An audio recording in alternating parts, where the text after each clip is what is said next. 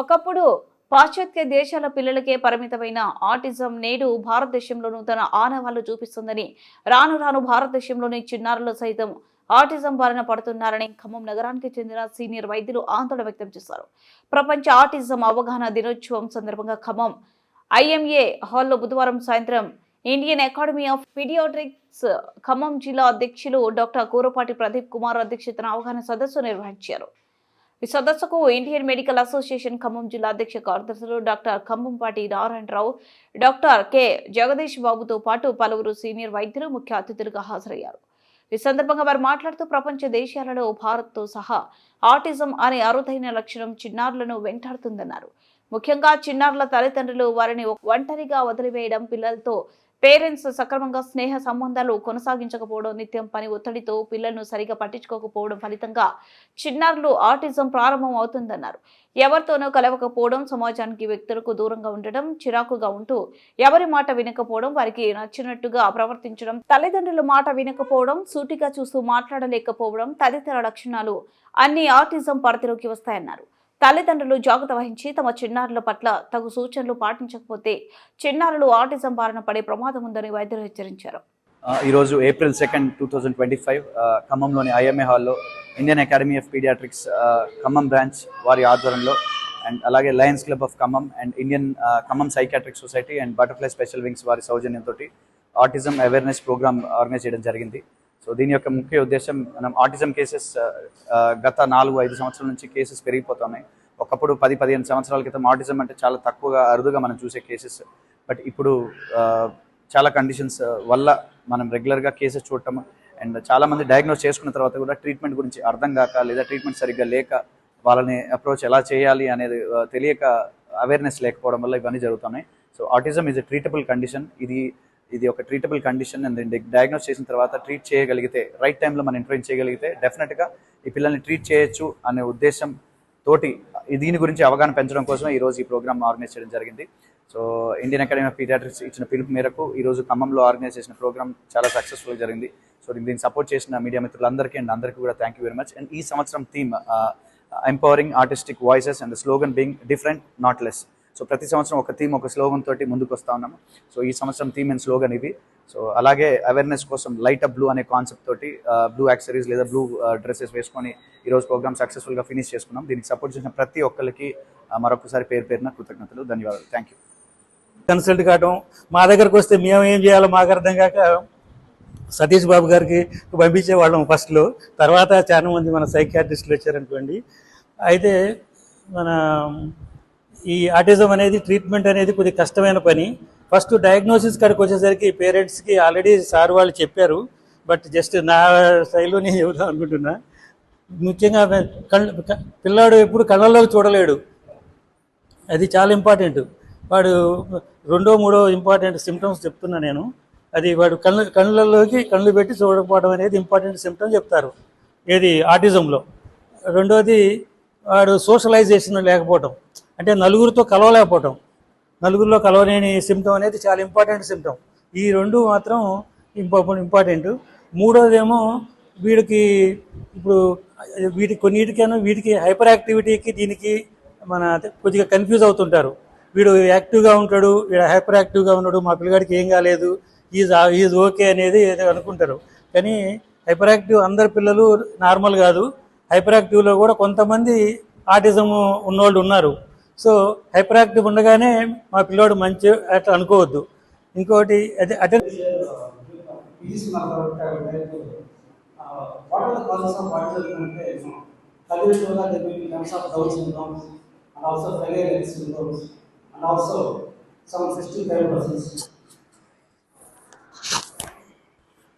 cystic fibrosis, and also late marriages more than above 35 years pregnancies, and also some toxins, and also sometimes there is chance of anti-epileptic valproic acid. These are all drugs sometimes leads to totally genetical factors and environmental factors, some drugs. These are all leads to the developmental delay. There is in the brain, you all know, there is frontal lobe dysfunctions, temporal lobe dysfunctions, occipital lobe dysfunctions, parietal lobe dysfunctions, visual disturbance, and some people may be hyperactive, some people may be underactive, some people may be loss of vision, some people may have loss of smell. all sensations, pain, temperature, touch, motor delay, sensory delays, all sort of higher mental functions affected in case of autism people. Genetical screening is always going on, very difficult early diagnosis, but early scan wise and also history wise you can easily diagnose. First early diagnosis by most of the time pediatricians, followed by psychiatrist, and followed by neurologist, either in the form of speech therapies and occupational therapies and mental therapies and physiotherapies and all rehabilitation, whatever it may be. Today is a very important day, the World Autism Awareness Day. అంత simple day ఏమీ కాదు. Everyday లైఫ్స్లో మనం cases చూస్తుంటాము. ఇక్కడ ఉన్నది అందరూ psychiatrist, పీడియాట్రిషియన్సే కనుక అందరికీ case awareness ఉంటుంది. కానీ ఎక్స్పీరియన్స్ ఇందులో చాలా ఇంపార్టెంట్ ఇక్కడ. ఎందుకు అంటే ఈ ఆటిజం కేసెస్ అంత ఈజీగా డయాగ్నోస్ చేయలేము, అంత ఈజీగా ట్రీట్ చేయలేము. ఎందుకంటే there is no cure for the autism here. Only we can give an support to the family, and here early prevention is very, very important. Early diagnosis is very, very important. So first గా autism ఎక్కువ ఏమి చెప్పను, but very important point ఏంటి అంటే autism general గా మనకి 3 క్రైటీరియాలో మనం divide చేస్తాం. First of all decrease in the social interactions, repetitive behaviour and cognitive dysfunctions. So మనకి కొంతమంది పేరెంట్స్ వస్తారు, పిల్లలు ఎప్పుడు రిపీటెడ్గా మాట్లాడడం, రిపీటెడ్గా చేయడం, డిక్రీజ్ ఐ కాంటాక్ట్ ఉండడము, వీళ్ళు పికి ఫుడ్స్ తీసుకోవడము, ఇవన్నీ కొంతమంది గొప్పగా చెప్పుకుంటారు. కానీ వాళ్ళకి తెలియదు ఏంటి అంటే అక్కడ ఒక ప్రాబ్లం ఉంది, వాళ్ళొక ప్రాబ్లం ఉంది, మనం దాన్ని చూడాలి, దాన్ని తీసుకెళ్ళాలి అనే వాళ్ళకి తెలియదు. సో ఎప్పుడన్నా మన దగ్గరికి ఒక కేసు వచ్చినప్పుడు, ఒక పేషెంట్ ప్రజెంట్ చేస్తున్నప్పుడు you need to really evaluate all these symptoms. ఎందుకంటే ఆటిస్టిక్ అనేది ఒక స్పెక్ట్రమ్ డిజార్డర్. ఇండియన్ సైకాట్రీ సొసైటీకి, so Lions Club, other social organisations అందరికీ చాలా ఇంపార్టెంట్ టాపిక్ ఇది. యాక్చువల్గా ఇదిలో యుఎస్లో ఎక్కువ చూస్తుంటాం, యుఎస్ పిల్లల్లో ఎక్కువ చూస్తుంటాం. అది అటెన్షన్ డెఫిషిట్ అనుకునేవాళ్ళు, కానీ యాక్చువల్గా అది ఆటిజం ప్రాబ్లమే. మన దగ్గర మరి పెరుగుతూనే మనకు తెలియదు. మేమైతే ఇదివరకైతే ఎప్పుడు వెళ్ళలేదు మరి యాక్చువల్గా. సో పిల్లలు డిఫరెంట్ బిహేవ్ చేస్తున్నారు, హైపర్ యాక్టివ్ ఉన్నాడు అని అనుకునేవాళ్ళమే, కానీ దాంట్లో ఈ పార్ట్ ఉందనేది కూడా మా యాక్చువల్గా డాక్టర్స్ కూడా అవేర్నెస్ లేదు ఇదివరకు.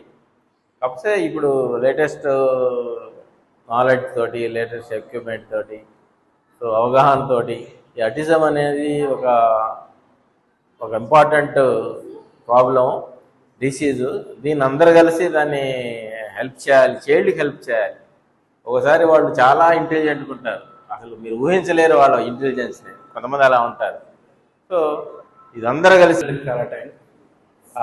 ఇందాక సార్ చెప్పినట్టుగా వచ్చేసి ఫర్ ద టాపిక్ మీరు అన్నట్టుగానే సార్, ఇప్పుడు లాస్ట్ 2020-21 తర్వాత ఎందుకు ఎక్కువ అవుతున్నాయి అనేది, కేసెస్ అనేది చాలా ఫ్రీక్వెంట్గా ఎక్కువ అవుతున్నాయి. అండ్ మోస్ట్ ఆఫ్ ద కేసెస్లో మేము ఫైండ్ అవుట్ చేసింది, most parents work from home, even though covid టైంలో కూడా సోషల్ స్టిమ్యులేషన్ లేదు, ఫ్యామిలీ అటాచ్మెంట్స్ నుంచి దూరంగా ఉన్నారు. గ్రాండ్ పేరెంట్స్ ఇంతకుముందు ఉన్నట్టుగా, even though if you take 1980s నుంచి ముందు అసలు ఇండియాలో మనకు ఆటిజం అనేది చాలా rare disorder. Sometimes it's most commonly it confuse with mental retardation or IDT. So ఆ ఒక్క ఫీల్డ్లో మాత్రం ఈ లాస్ట్ 4-5 years నుంచి ఎప్పుడైతే ఈ ఫ్రీ వైఫై అండ్ ఈ 4G నెట్వర్క్స్ ఇవన్నీ ఎస్టాబ్లిష్ అయ్యాక ఇట్ ఈస్ అలాంగా ఇంక్రీజ్ అవుతుంది cases. And most of this కేసెస్లో sensory stimulation or family stimulation అట్లా చాలా తక్కువ. And most of the parents also having the problem of denial. So my kid is normal, my kid is not someone with a disability. Even because people who have married late and having kids, this special parent don't have the idea of what is upbringing in their childhood. అంటే వాళ్ళ చిన్నతనంలో వాళ్ళ parents ఎలా పెంచారు. ఈ autism awareness day అనేది 2008వ సంవత్సరం నుంచి స్టార్ట్ చేశారు. ఎందుకంటే ఏదైనా ఒక వ్యాధి గురించి చర్చించుకుంటేనే అది అవగాహన పెరుగుతుంది. దీనికి పర్టికులర్ ట్రీట్మెంట్ లేకపోయినా అవగాహనతో చిన్నప్పుడే గుర్తించడానికి అవకాశం ఉంది. సో అలా గుర్తించినప్పుడు థెరపీస్ ద్వారా కొంతవరకు పిల్లలకి ఉపయోగపడేటట్టు మనం చేయగలుగుతాం. దాన్ని ఎక్కువ సైకియాట్రిస్టులు కానీ, స్పీచ్ థెరపిస్టులు కానీ, పీడియాట్రిషియన్స్ ముందు డయాగ్నోజ్ చేస్తే తర్వాత మా దగ్గరకు వచ్చినప్పుడు మేము చేయటానికి ఆస్కారం ఉంటుంది. ఇంకోటి ఏంటంటే మెయిన్ ఇందులో ఒత్తిడి ఉంటుంది. అంటే పేరెంట్స్కి కానీ పిల్లలకి కానీ ఒత్తిడి ఉంటుంది. దేనికి మా అబ్బాయి తేడాగా ఉన్నాడు, మా అమ్మాయి తేడాగా ఉందనే ఆత్మన్యూన్యత కానీ, లేకపోతే అర్థం కానప్పుడు వాళ్ళ మీద ఒత్తిడి చేసి కొట్టడం అలాంటివి ఉంటాయి. అదొక డెవలప్మెంటల్ డిజార్డర్. సో అది అర్థమైతే తల్లి కానీ ఎన్ఆర్ఐస్ వాళ్ళు మా దగ్గరకు వచ్చి కన్సల్ట్ కావడం, మా దగ్గరకు వస్తే మేము ఏం చేయాలో మాకు అర్థం కాక సతీష్ బాబు గారికి పంపించేవాళ్ళం ఫస్ట్లో. తర్వాత చాలా మంది మన సైకియాట్రిస్టులు వచ్చారనుకోండి. అయితే మన ఈ ఆటిజం అనేది ట్రీట్మెంట్ అనేది కొద్దిగా కష్టమైన పని. ఫస్ట్ డయాగ్నోసిస్ కాడికి వచ్చేసరికి పేరెంట్స్కి ఆల్రెడీ సార్ వాళ్ళు చెప్పారు, బట్ జస్ట్ నా స్టైల్లో నేను చెబుదాం అనుకుంటున్నా. ముఖ్యంగా పిల్లాడు ఎప్పుడు కళ్ళల్లోకి చూడలేడు, అది చాలా ఇంపార్టెంట్. వాడు రెండో మూడో ఇంపార్టెంట్ సిమ్టమ్స్ చెప్తున్నా నేను. అది వాడు కళ్ళల్లోకి కళ్ళు పెట్టి చూడకపోవడం అనేది ఇంపార్టెంట్ సిమ్టమ్ చెప్తారు ఏది ఆటిజంలో. రెండోది వాడు సోషలైజేషన్ లేకపోవటం, అంటే నలుగురితో కలవలేకపోవటం, నలుగురిలో కలవలేని సిమ్టమ్ అనేది చాలా ఇంపార్టెంట్ సిమ్టమ్. ఈ రెండు మాత్రం ఇంపార్టెంట్. మూడోదేమో వీడికి ఇప్పుడు కొన్నిటికైనా వీటికి హైపర్ యాక్టివిటీకి దీనికి మన కొద్దిగా కన్ఫ్యూజ్ అవుతుంటారు. వీడు యాక్టివ్గా ఉంటాడు, వీడు హైపర్ యాక్టివ్గా ఉన్నాడు, మా పిల్లగాడికి ఏం కాలేదు, ఈజ్ ఓకే అనేది ఏదో అనుకుంటారు. కానీ హైపర్ యాక్టివ్ అందరు పిల్లలు నార్మల్ కాదు. హైపర్ యాక్టివ్లో కూడా కొంతమంది ఆటిజం ఉన్నోళ్ళు ఉన్నారు. Autism part itself, but I would like to pose a question to both our eminent speakers today, and I expect an answer from them after their presentation. That is regarding the etiology of autism. Now, as practicing pediatricians, as a practicing pediatrician myself, what I have observed is I have seen less than one case per annum of an autism case before 2020. And after 2020, now I am seeing more than one case per day. Now it has changed from less than one case per annum to more than one case per day. Our practical observation as pediatricians is what has changed after 2020 is COVID-related lockdown and lockdown-related screen times. That was directly proportional to majority of the cases, virtually 99% of them, if not 100%. But recently, among the academic discussions, whatever discussions we are having, or in the media discussions, mainstream media, social media, everywhere, the stress was more on genetic factors, viral factors, post-viral factors, CMV, vaccinations, etc., etc., etc., and very little coverage or stress is kept on the screen times.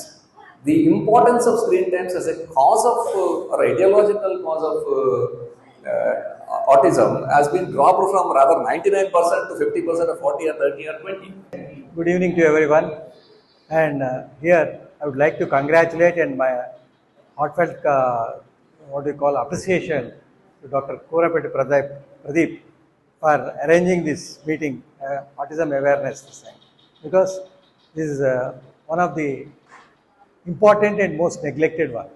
Basically, a lot of people think that it's okay, కొంతమంది పిల్లలు ఇంతే చేస్తుంటారు, పట్టించుకోకర్లేదు మనము అన్న ఇదిగా ఉంటుంది. But the prevalence of the autism is 1%, according to the latest surveys, 1% of the world population. The prevalence is there. This is too high.